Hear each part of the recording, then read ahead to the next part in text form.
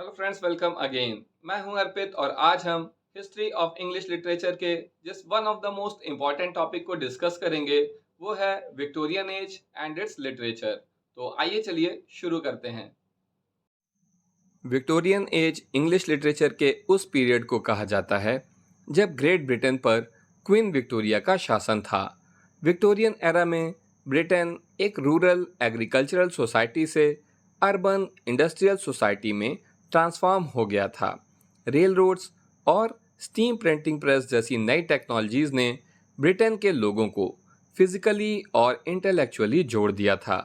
हालांकि आज इस पीरियड को इसकी कंजर्वेटिव मॉरल वैल्यूज के लिए जाना जाता है, लेकिन विक्टोरियंस खुद को एक तेजी से बदलती हुई दुनिया के रूप में देखते थे।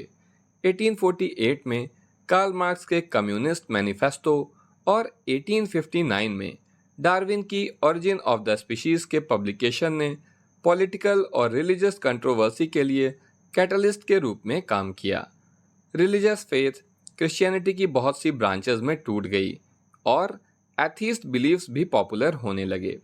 वर्किंग क्लास, विमेन और नॉन यूरोपियन ओरिजिन के लोग भी वोट देने के अधिकार के लिए स्ट्रगल कर रहे थे। इसके अलावा social reforms, safe workplace, sanitary reforms और यूनिवर्सल एजुकेशन के लिए भी लगातार संघर्ष हो रहे थे। Victorian literature in values, debates, cultural concerns को रिफ्लेक्ट करता है। विक्टोरियन लिटरेचर 18वीं सेंचुरी और रोमांटिक पीरियड से बिल्कुल अलग था, क्योंकि ये खास तौर से किसी स्पेशलिस्ट या एलीट ऑडियंस को ध्यान में रखकर नहीं लिखा गया था। स्टीम प्रिंटिंग प्रेस की छपाई बहुत ही सस्ती हो गई थी और रेलवेज की मदद से बुक्स का डिस्ट्रीब्यूशन तेज़ और आसान हो गया था। इन्हीं वजहों से विक्टोरियन पीरियड एक ऐसा टाइम था जिसमें नए जीनर्स ने नई मास ऑडियंस को अपील किया था। नॉवेल को विक्टोरियन लिटरेरी एक्सप्रेशन का मोस्ट इम्पॉर्टेंट सेक्शन माना जाता है। यह लगातार डेवलप होता रहा और आखिरकार रिटन एक्सप्रेशन का मोस्ट प्रोमिनेंट मीडियम बन गया। रियलिज्म विक्टोरियन नॉवेल का डोमिनेंट नैरेटिव मोड था, जिसमें वास्तविक लोगों के साथ वास्तविक घटनाओं को वास्तविक तरीके से चित्रित किया जाता था। चार्ल्स डिकेंस ने अपनी नॉवेल्स ओलिवर ट्विस्ट और ब्लीक हाउस में सोशल सिस्टम को क्रिटिसाइज भी किया है और मेमोरेबल कैरेक्टर्स की एक वाइब्रेंट दुनिया भी बनाई है। पोइट्री विक्टोरियन पीरियड के one of the most popular genres में से एक थी। विक्टोरियन पोएट्स ने नैरेटिव पोइट्री के साथ एक्सपेरिमेंट किए जो अपनी ऑडियंस को एक स्टोरी सुनाती थी। एलिजाबेथ बैरेट ब्राउनिंग की अरोरा ले एक ऐसी नॉवेल थी जिसे वर्स फॉर्म में लिखा गया था। विक्टोरियन पोएट्स ने ड्रामेटिक मोनोलॉग नाम की एक नई फॉर्म भी डेवलप की थी। 1842 में पब्लिश रॉबर्ट ब्राउनिंग की माई लास्ट डचेस को ड्रामेटिक मोनोलॉग का one of the most famous example माना जाता है।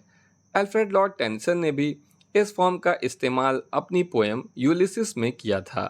इसके अलावा टेनिसन ने लिरिक और नॉन नैरेटिव पोएट्री भी लिखी, जिसमें विक्टोरियन एरा की most famous poem in memoriam भी शामिल है।